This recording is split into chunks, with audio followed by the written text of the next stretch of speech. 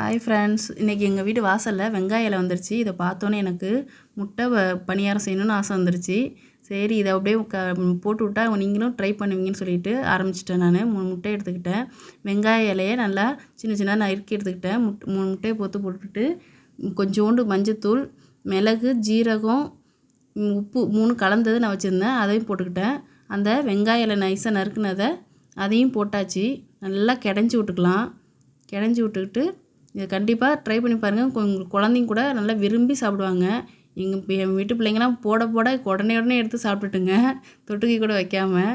அதுமாதிரி நீங்களும் ட்ரை பண்ணி பாருங்கள். செம சூப்பராக இருக்கும். நம்ம திருப்பி போகிறதுக்குள்ளே அழகாக அதுவே நல்லா திரும்பி நல்லா வரும். இதை நீங்கள் கண்டிப்பாக ட்ரை பண்ணி பாருங்களேன். உங்களுக்கே அடிக்கடி செய்ய ஆரம்பிச்சிருவீங்க நீங்கள் இதை. அந்த வெங்காயம் டேஸ்ட்டு அந்த இலையிலையும் இருக்கும்.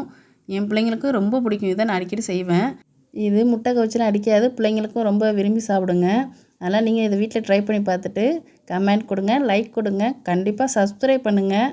ஓகே, பாய்.